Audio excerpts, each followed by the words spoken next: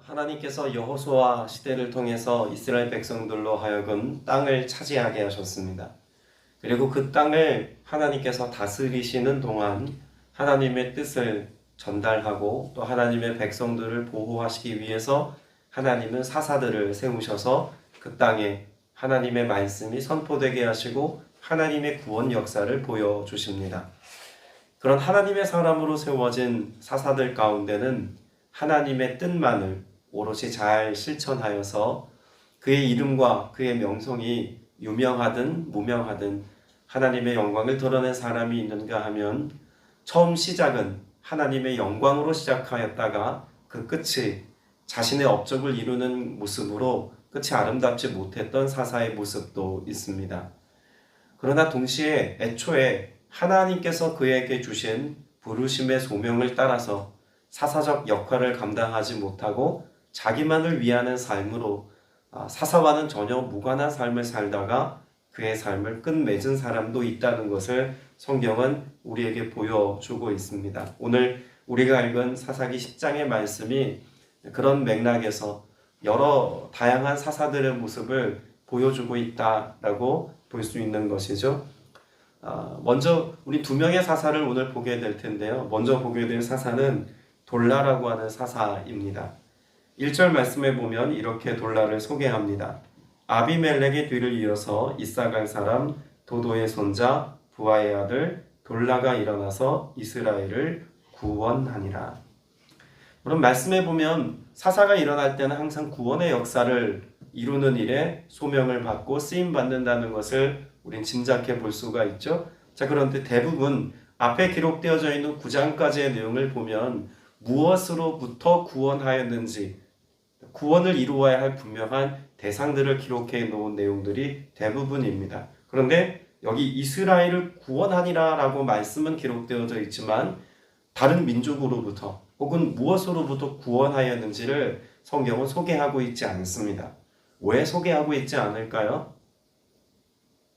이 구원은 외부의 적으로부터 침입해오는 그런 외침을 받고 있는 상황에서의 구원이 아니라 내부에서 일어나고 있는 이스라엘 내부의 문제들로부터 구원하시는 그런 하나님의 부르심에 그가 쓰임받았다는 것을 짐작해 볼 수 있습니다. 또 앞에 기록되어져 있는 아비멜렉의 뒤를 이어서라고 하는 말씀이 그 근거가 되기도 하죠. 여러분, 우리가 아비멜렉의 시절을 보지 않았습니까? 앞에 9장 내용을 통해서 아비멜렉의 때 어떤 일들이 일어났습니까?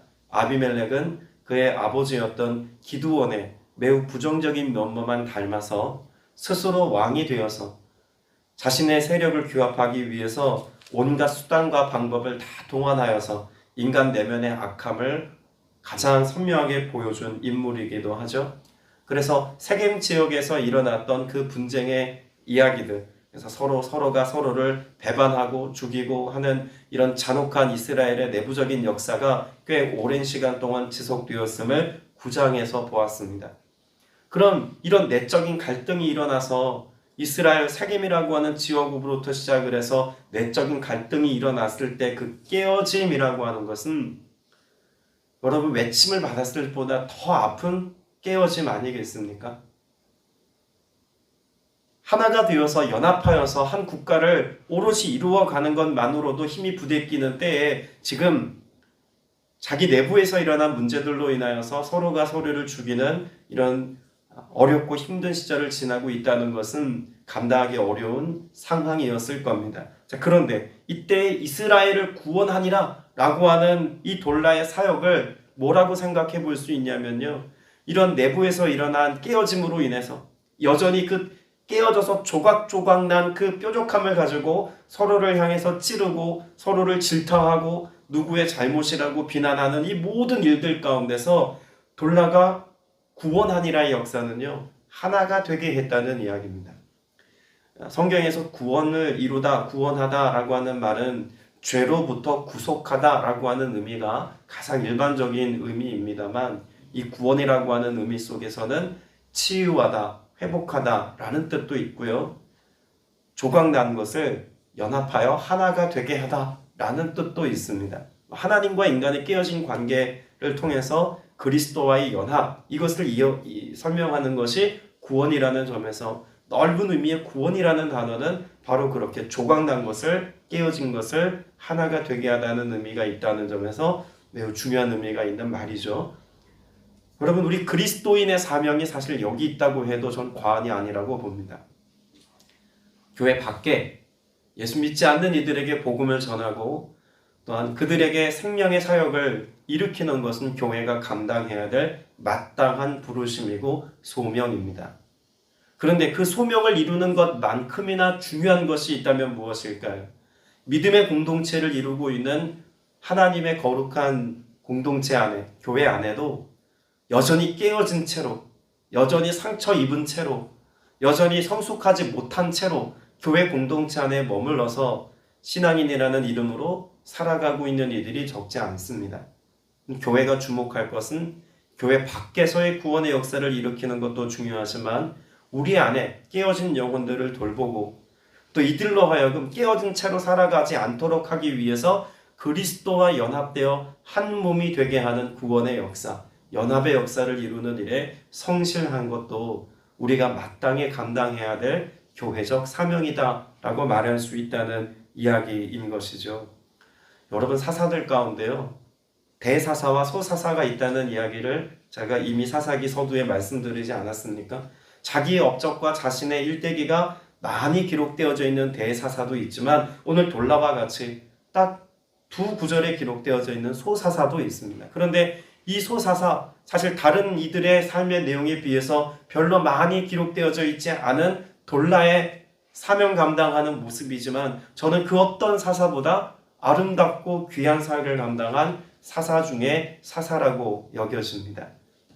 그리고 말씀해 보면 2절 후반부에 이스라엘의 사사가 된 지 23년 만에 죽음에 3일에 장사되니라 라고 하는 말씀이 있습니다. 자, 그러면 사사를 지낸 지 그가 몇 년의 세월입니까? 23년 동안 사사를 지냈습니다. 사사의 역할을 감당하는 동안 지금 말씀해 보면 그 어떤 이벤트가 없습니다. 그 어떤 사건이 기록된 게 없어요. 그러면 적어도 그가 연합하게 하고 하나가 되기 위해서 그가 온 혼신의 힘을 기울여 주님의 부르심의 목적에, 다시 말하면 소명에 합당한 삶을 성신에 살았을 때 그 땅에 무엇이 있었다는 것입니까? 샬롬, 그 평강과 평화의 축복이 있더라는 이야기입니다. 여러분, 우리가 무명이어도 괜찮습니다. 하나님께서 우리에게 주신 그 부르심의 소명에 합당한 삶을 오늘 저와 여러분에게 허락하신 그 자리에서 오늘 감당하며 살아가는 것이 그 부르심의 목적에 합당한 삶인 것을 기억하시기를 바랍니다. 내가 대사사가 되거나 내 업적을 많이 남기는 것이 아니라, 여러분, 성경은요 철저히 하나님의 역사를 관점으로 기록된 말씀입니다. 때문에 세상의 업적을 많이 남겼던 위대한 인물들이 있지만 그들을 소개하고 있는 것이 아니라 하나님의 이름을 영광스럽게 나타낸 사람이라면 그 사람의 삶과 그 내용이 단 한 줄이라도 성경에 기록되어서 하나님의 영광을 어떻게 나타내었는지를 소개하고 있다는 점에서 우리는 이 돌라라고 하는 인물을 중요하게 볼 수 있어야 한다는 이야기죠. 저는 오늘 여기 모인 여러분이 이런 삶을 살게 되시길 축복합니다. 하나님의 목적에 합당한 삶을 살아가는 삶. 여러분, 이런 돌라의 삶과 조금 반대편에서 거리감이 느껴지는 또 다른 한 사사를 오늘 3절 이후 말씀에서 기록하고 있습니다. 여러분, 이 야일이라고 하는 인물에 관해서는요, 또다시 등장하는 이 사사 야일은 긍정적인 평가와 부정적인 평가가 엇갈리는 인물입니다. 어떤 분은 이 사사를 굉장히 훌륭한 사사로 높여 이야기하는 분도 있지만 어떤 분들의 경우는 야일이라는 사사를 지극히 인간적이고 지극히 하나님께서 주신 소명과는 무관한 삶을 살았던 사사라고 여겨집니다. 적어도 오늘까지 제가 묵상하고 생각한 바에 의하면 저는 전자의 경우와 같이 하나님의 뜻에 합당한 사명을 감당했던 사사라기보다는 후자에 가까운 사사의 모습이라고 여겨집니다. 왜냐면요, 여러분, 성경에서 하나님을 향해서 온전함으로 성장하는 케이스의 경우는 갑작스러운 은혜들이 있습니다. 오늘까지 막 하나님의 뜻과는 전혀 상관없이 살다가 하나님의 은혜 와서 갑자기 영적인 그런 튠업하는 분들도 있다는 이야기예요. 갑자기 성장하고 갑자기 변화를 받는 인물들이 있습니다.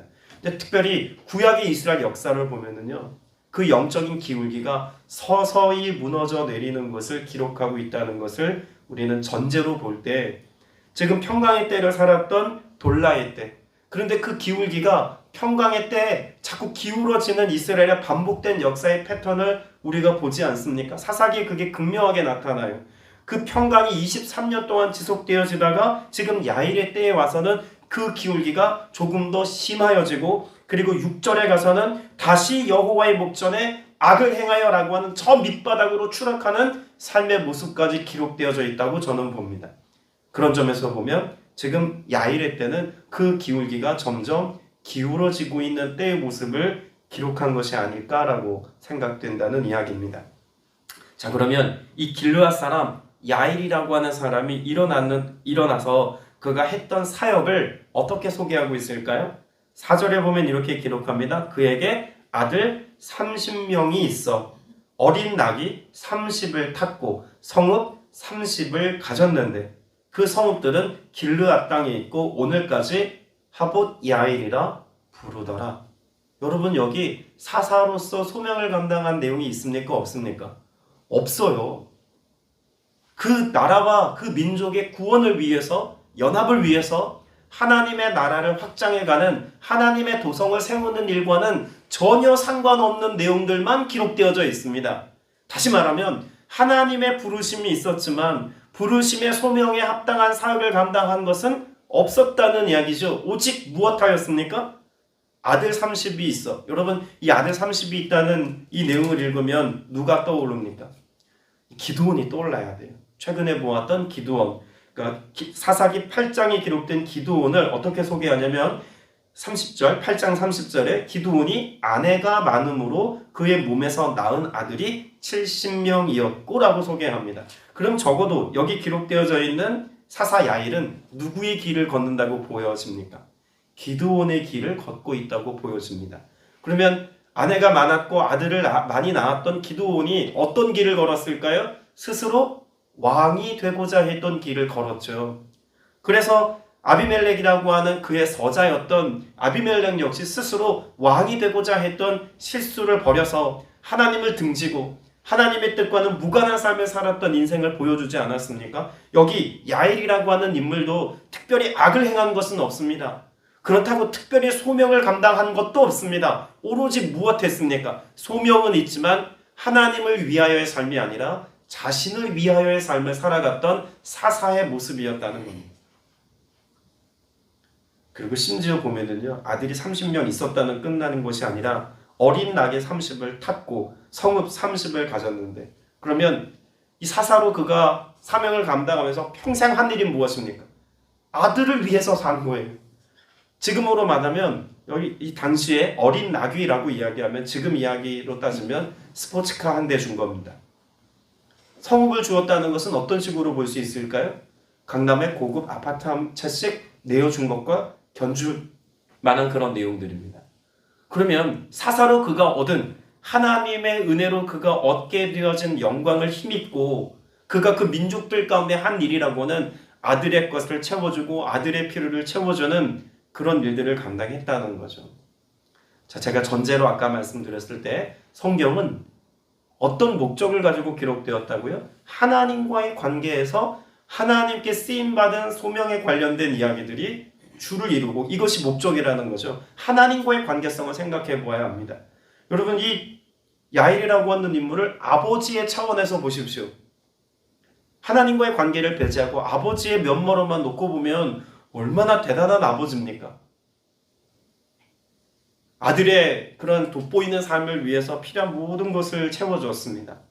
아무나 탈 수 없는 어린 나귀를 그의 아들에게, 모든 아들에게 한 마리씩 다 내어주고 세상의 권력과 세상의 명성을 가질 수 있는 도성을 하나씩 하나씩 정복하여 그에게 자녀들에게 나누어줘서 갖게 하는 것, 이보다 더 훌륭한 부모의 모습이 어디 있습니까? 근데 무언 없다고요? 하나님과의 관계 안에서 그가 한 소명의 삶은 없더라는 이야기입니다. 여러분 이걸 현대판으로 한번 바꿔볼까요? 제가 목회자이지 않습니까? 목사인 제가 영혼을 세우고 지체들을 돌보는 일에는 관심이 없고 교회 공동체 안에서 성도가 많아지고 재정이 많이 쌓여서 제가 각 도시마다 아파트 한 채씩 쌓아놓고 그래서 제 자녀들을 위해서 그런 좋은 것들을 제 자녀들에게 유학 보내고 좋은 아파트 갖게 하고 좋은 것들을 물려주는 일에만 제가 혈안이 되어 있다고 생각해 보십시오. 여러분 목사님 참 훌륭하시다 라고 하시겠습니까? 여러분 눈빛을 보니까 아닌 게 확실합니다. 여러분 사사의 모습이 지금 오늘날 변질된 목회자들의 모습과 닮아 있다고 이야기해도 과언이 아닐 만한 모습이 있다는 이야기입니다. 그리고 그 성읍들, 그 아들들이 차지했던 성읍들을 뭐라고 말하고 있냐면 그 성읍들은 길르앗 땅에 있고 오늘까지 뭐라고 불립니까? 하봇 야일이라 부르더라 라고 4절에 기록합니다. 하봇 야일. 무슨 뜻이죠? 하봇이라고 하는 것은 도시 혹은 도성이라는 의미를 갖습니다. 야일은 사람의 이름이죠. 사사의 이름입니다. 그러니까 야일의 도성입니다. 야일의 도성. 여러분 사사가 해야 될 일은 야일의 도성을 쌓는 게 아닙니다. 사사가 해야 될 가장 중요한 일이 있다면 무엇일까요? 하나님의 도성을 건설하는 일입니다. 하나님의 나라가 확장되게 하는 그 하나님 나라의 일들을 이루어가는 것이 그의 소명이고 마땅히 감당해야 될 일임에도 불구하고 지금 야일이라고 하는 사사가 한 일은 자기 도성을 쌓은 것입니다. 여러분 우리의 삶에 정말 하나님 앞에 마음 찢고 탄식하고 애통하며 회개해야 할 것이 있다면 하나님의 이름을 가지고 사사라는 하나님의 이름을 가지고 하나님의 도성을 쌓는 것이 아니라 자신의 도성을 쌓는 일에 우리의 마음과 시간과 모든 것을 쓰고 있다면 여러분 이건 하나님 앞에 회개하고 탄식해야 될 일이라는 이야기입니다. 제가 이 4절의 말씀을 그런 조금 부정적인 시각으로 비판적인 시간으로 보는 이유는 뒤에 기록되어져 있는 6절의 말씀 때문입니다. 하나님과의 관계가 깨어진 채로 자기만의 도성을 쌓는 일에 부르심의 소명을 감당하지 못했던 이 사사의 내용을 우리가 전제로 보자면 뒤에 나오는 6절의 이야기는 너무나 당연한 결과예요. 자, 6절 같이 한번 읽어보겠습니다. 시작. 이스라엘 자손이 다시 여호와의 목전에 악을 행하여 바알들과 아스타롯과 아람의 신들과 시돈의 신들과 모압의 신들과 암몬 자손의 신들과 블레셋 사람들의 신들을 섬기고 여호와를 버리고 그를 섬기지 아니하므로 여러분 어떤 결과에 도달하게 됩니까? 여호와를 버리고 그를 섬기지 않았다의 결과에 도달합니다. 어떤 기울기가 있었기 때문에 그럴까요? 평안의 삶을 살았던 23년의 시간 동안 더욱 하나님을 경외하였더라. 더욱 하나님을 예배하였더라. 하나님의 말씀 중심의 삶을 살기 위한 치열한 회복과 우상의 모든 재단을 다 쓸어내리는 그런 영적인 개혁의 역사가 있었더라 라고 하는 것이 야일의 때 일어났던 부흥의 스토리였다면 뒤에 나오는 6절의 스토리는 아마 기록되지 않았을지도 모릅니다. 그런데 6절에 기록되어져 있는 이 여호와 앞에 악을 행하니라의 우상 숭배는요 그야말로 역대급입니다. 그 주변에 있었던 모든 이방 나라들의 모든 신들을 죄다 끌어모으고 이것들을 섬기고 있는 모습이 가장 극명하게 드러나는 절이 10장 6절이라는 거죠. 그러면 이방 신들을 섬겼던 이유가 무엇일까요? 이방 나라를 동경함이 있었던 겁니다. 여러분 이것을 한마디로 말하면 뭐라고 말할 수 있을까요? 세속화라고 말할 수 있습니다. 거룩함의 공동체가 하나님을 경외하지 않고 그래서 스스로 평강의 때에 영적인 기울기는 전혀 고려하지 아니하고 여호와 앞에서 세상의 것들을 더 부유함을 더 영광스러움을 갈망했던 그들의 마음 가운데 블레셋을 모압을 시돈을 동경하여 그 우상을 숭배했던 그들의 결과 이 세속화의 결과를 성경은 뭐라고 말하고 있을까요? 자 8절 제일 마지막에 보십시오. 18해 동안 뭐 하였더라? 억압하였더라. 누가요? 아모리 족속이에요. 그 아모리를 동경하여서 이 우상 숭배를 했던 이들이요, 오히려 그들의 동경함을 가지고 억압당하는 삶을 삽니다. 9절 말씀에 보면 유다와 베냐민과 에브라임 족속과 싸움으로, 누가요? 암몬 자손이. 그래서 어떻게 되었더라? 이스라엘의 곤고가 심하였더라. 여러분, 성경이 기록하고 있는 이와 같은 역사적 사실, 어떤 민족으로부터 억압당하고 어떤 자손으로부터 곤고함을 경험한 이것은요, 하나님이 그 역사적 사실을 하나님께서 방치하셨다거나 일부러 고통당하게 하셨다거나 이런 내용들을 기록해두기 위해서 써놓은 구절이 아닙니다. 하나님이 하나님과의 관계 안에서 지금 무엇을 잃어버렸다입니까? 야훼 신앙, 하나님을 잃어버렸더니 세속화의 삶을 살았고 하나님 부재의 삶을 산 그들이 결국 세상을 따라간 결과 세상으로부터 더 좋은 것을 누리는 것이 아니라 세상으로부터 배반당하고 세상으로부터 억압당하고 세상의 곤고가 그들의 삶을 잠식하였다는 것을 말해주고 있는 거죠. 오늘 저와 여러분이 하나님 나라를 마음에 품고 하나님의 도성을 지으며 살아야 될 이유가 여기에 있습니다. 하나님이 무자비한 하나님이 아니신 것을 이 말씀 내용 가운데서 기록해 두고 있을까요? 10장 16절을 보시기 바랍니다. 자기 가운데 이방신들을 제하여 버리고 여호와를 섬기매. 자, 이제는 이런 많은 고통의 세월들, 억압받고 공고가 심하여지니 여호와께 부르짖고 회개하고 하나님께로 다시 돌아오겠노라고 고백한 그 백성들에 대하여 그렇게 여호와를 섬김에 여호와께서 무엇하십니까? 이스라엘의 곤고로 말미암아 마음에 근심하시니라. 하나님도 걱정하시네, 근심하시네, 이런 인간적인 면모를 기록해 두기 위함이 아니라 하나님께서는 그렇게 다시 돌아온 이스라엘 백성들을 위하여 사랑의 마음으로 하나님의 일을 시작하셨다는 것입니다. 하나님을 찾고 하나님을 갈망했더니 하나님의 역사가 그들의 삶 가운데 회복되어 그들의 삶에 하나님의 역사로 시작되었다는 것. 여러분, 이것을 하나님의 사랑의 모습으로 볼 수 있지 않겠습니까? 여러분, 하나님과 그 백성의 관계는요, 끊임없이 인간 편에서 하나님을 향하여 외도합니다. 이방신을 섬기고 자기 중심적인 삶을 살고 하나님을 떠나고 하나님의 사랑이 부어지고 하나님의 평강과 샬롬의 때를 살면 도리어 하나님이 없다고 이야기하고 기꺼이 세속화의 삶을 선택하는 인간의 연약함의 모습이 10장 말씀에도 고스란히 배어있죠. 그러나 언제든지 하나님은 무엇하십니까? 우리가 회개하고 하나님께로 돌아와 우리의 삶을 의탁하면 하나님은 언제나 우리를 용납하시는 하나님이십니다. 여러분, 우리가 그리스도를 주로 고백하는 이유가 어디 있습니까?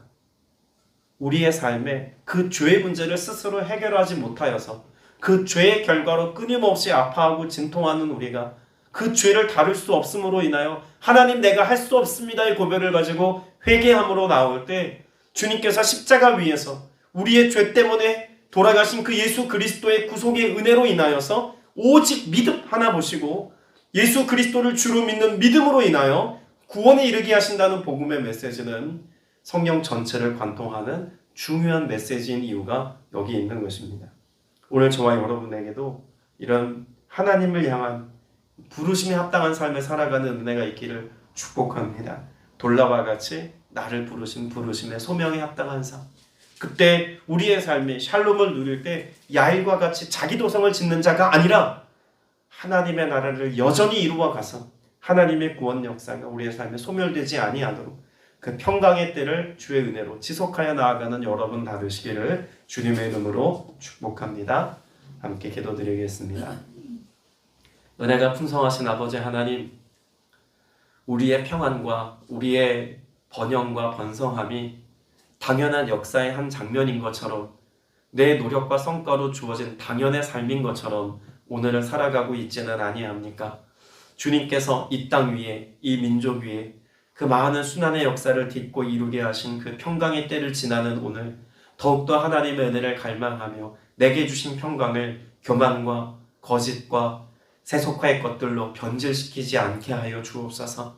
이 땅의 역사 속에 하나님이 행하신 그 놀라운 은혜의 때를 우리가 은혜로 누릴 때 더욱더 겸비하고 겸손하여서 야일과 같이 하나님의 것을 우리 세속적인 것들로 변질시키는 자가 되지 않게 하시고 도리어 하나님을 더욱더 경외함으로 하나님의 은혜를 그 회복의 역사를 기쁨으로 맛보며 누리며 나아가는 모두가 되게 하여 주옵소서.